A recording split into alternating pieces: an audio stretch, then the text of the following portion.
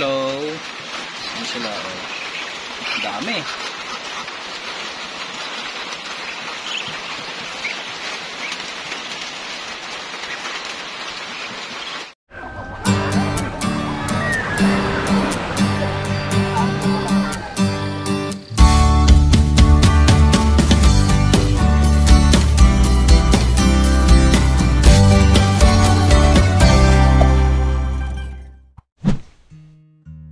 What's up guys? Good morning. So andito tayo ngayon sa pastulan at yung weather natin ngayon medyo tumila na yung ulan kaya pinastol natin sila dito sa kanilang grazing area.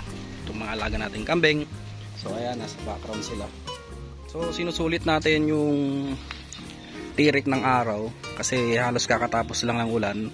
At ito yung ating mga upgraded goats. So para mabusog sila, pinapastol natin dito sa grazing area nila, dito sa kabilang lote para naman hindi sila magutom.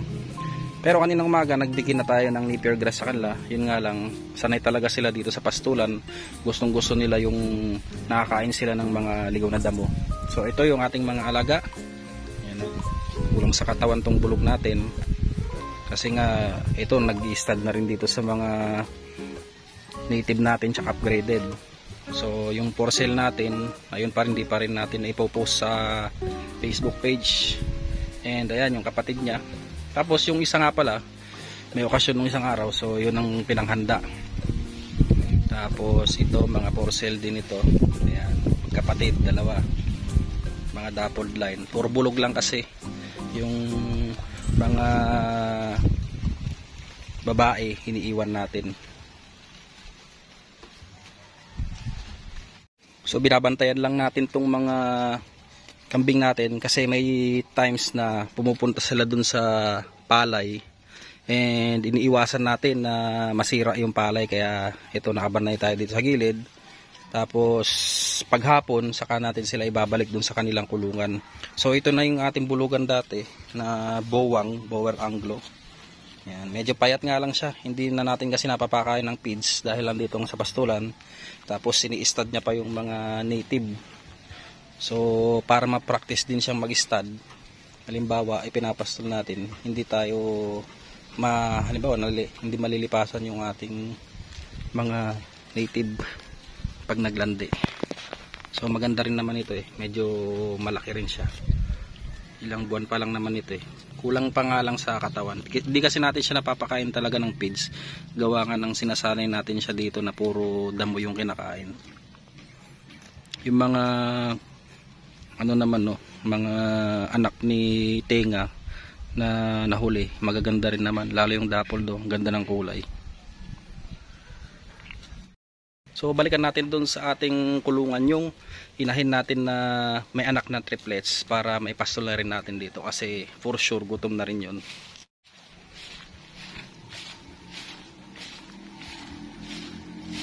So ito yung ating ipapastol dun, yung triplets line. Ayan. Hop, dito ka sa bila para makalusot. Ayan. So kailangan ipapastol din natin sa kanila dahil yung protein nila kailangan hindi mabago. Ayan. Medyo payat siya dahil tatlo yung pinapagadi. Ganda ng anak ko. Ang upgraded lang pero quality. Talo yung itim mo, ang ganda.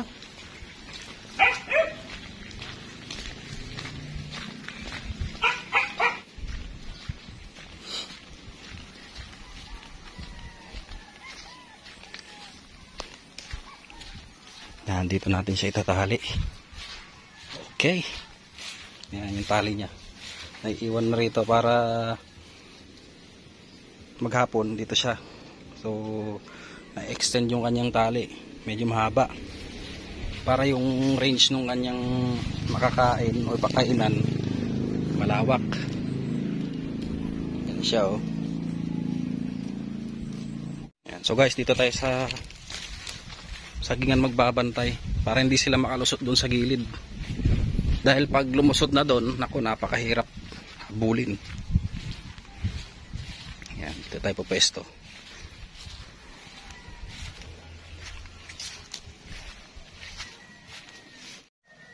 Ang kaibahan lang kasi ng kambing sa tupa, Yung tupa talagang pag kumain sama-sama sila. Pag may nahiwalay na isa, iiyak na lahat yan. Unlike dito sa kambing, medyo kalat sila oh. Hindi sila kagaya ng tupa. At saka yung tupa pala, kahit anong madaanan yan, pansin lang namin na talagang kinakain niya. Walang pinipiling damo. So ang kagandaan lang naman, ang similarities lang naman nila sa itsura, tsaka yung madali silang i-train. Kagaya nito, madaling i-train na ipastol, ganyan. Hindi kagaya ng ibang alaga, kailangan mo pa talagang ikulong or may harang. Ito, once na nasanay na sa pastulan, nagiging routine na nila yun araw-araw. Guys, pakita natin isa-isa. Ayun, may sampa na yun yung tumakbo. Kahit ito, buntis na rin to.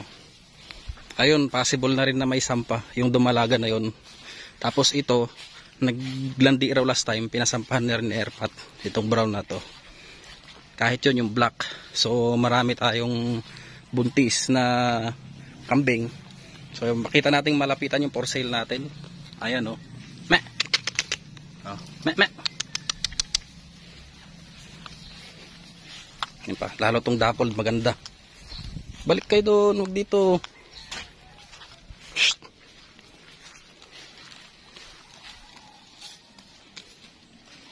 Ayan.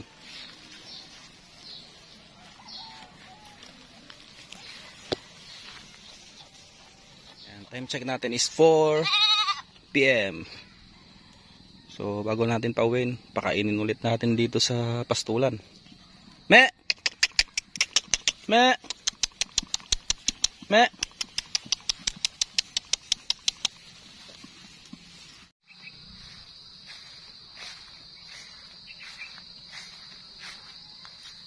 Me.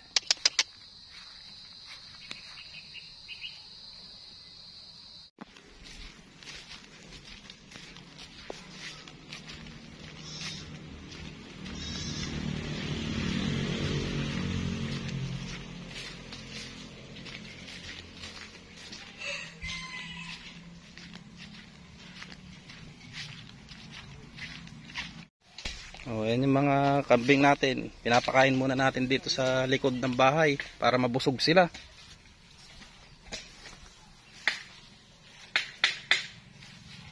Yan, makain sila rito.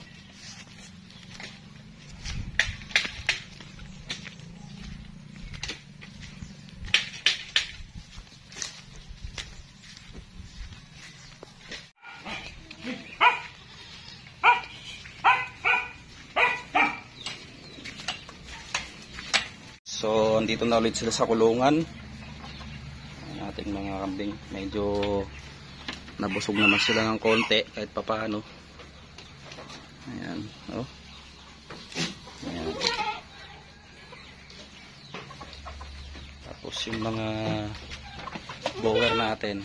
Ayan. Si Mikmik, si Tenga, tsaka si Ilong. Naghihintay pa rin ng pagkain kahit busog na. Mamaya bigyan natin sila ng darak ng mais. What's up guys? Good morning ulit. So kahapon nga naputol ulit yung video natin, tapos umulan. So ngayong umaga hindi na ipastol tong ating mga alagang kambing, kaya pahirapan yung pakain natin. So meron tayong silage, pero nanguha rin kami ng kumpay kanina, which is pinakain naman na natin. Medyo basa nga lang yung damo kasi no choice tayo dahil yan nga malakas. So guys, ito yung sitwasyon dito sa kulungan natin. Yung mga bibi natin hindi na ilagay dun sa kabilang kulungan. Tapos sa mga kambing, andito lang sa kanilang bahay. So ito yung ating mga bisiro, no? Napadede na kaninang umaga. Tapos yan, mingi pa rin ng dede. So padede din natin sila. Unahin natin si Bulog. Ayan, no? Hindi na kasi masyadong magpapadede yung nanay niya. Gawa nga ng 3 sila. Nahihirapan din. Oops. Sa atin itong maliit. Oops. Teka lang. Ayoko. Next. Okay. Aray.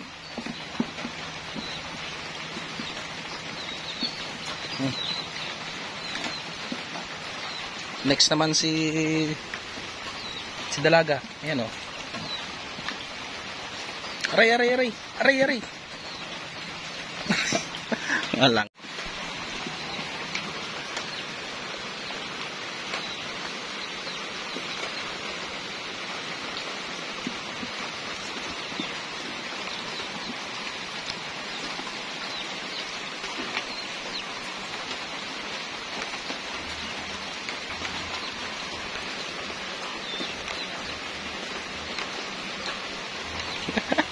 Pati daliri ko. Aray. Oh, dumalaga naman. Lang siya kabilis, pati din. So, dahil isa nga lang tuncho po na dinala natin, kaya nililimitahan natin. Pero yung nanay naman nagpapadede, hindi lang ganun katagalan dahil nga maliit na yung adder niya. Tapos tong mga kabing natin dito, ayan, nandito lang sila. Kasi ulan natin, oh, napakalakas. Itong kainan naman nila nasa labas, oh, kalat-kalat. Magbibigay na lang tayo sa kanila ng darak ng mais. So wet feeding gagawin natin. Kung may kakain na, kasi yung iba dito medyo maselan pa. Gaya nito, maselan, oh. Ayaw kumain ng wet feeding. Pero itong mga bower natin dun sa kabila, ayan, maano naman sila, malakas kumain. Ano, gutom na? Hindi sanay. So silipin natin itong mga abibi natin, no? Yan sila. Tapos yung mga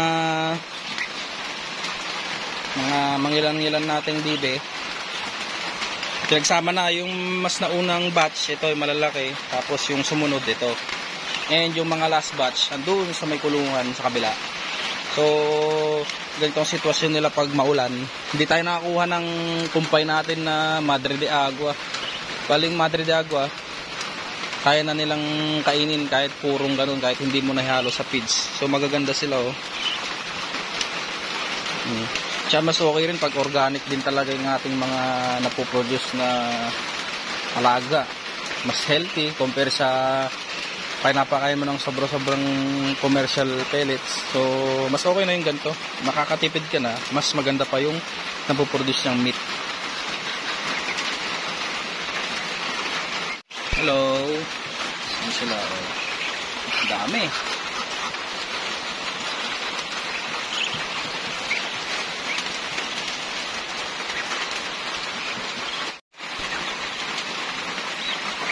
So guys, itong sa kulungan nila, dito sa kabila yan, yung mga breeders natin. And may mga naglilimlim pa dun sa sulok. Ayan. Tignan nyo naman itlogan nila, hindi ganun kagandahan. Pero yan kasing gusto nilang itlogan, yung mga natatago talaga yung pwesto nila. So, pag nilagay mo ito sa fish pond, ang gagawin nila, maghanap sila ng liblib na lugar o yung matataas na damo. Tapos minsan dun sila gumagawa ng sarili nilang pugad. Yun yung napanood natin sa ibang vlogs ng mga YouTubers na nag-aalaga ng Muscovy ducks. So, tayo dito kasi na-confine lang yung mga Muscovy ducks natin. Hindi na natin ginagawa yon as of now. Pero, I think mas maganda yung talaga meron kayong fish pond or meron silang sariling pond. Tapos doon sila nakakalangoy kasi mas nagiging productive sila. And mas mabilis silang i-breed compare sa mga gantong nakulong lang. Pero at least kahit paano naman ito nakapag-produce naman sa airpot. Maganda nila, oh. So yun lang munang video for today, guys. So thank you very much for watching Entong's World. Kita-kita ulit tayo next vlog. Ingat po kayo lagi, guys, and happy farming. Bye-bye.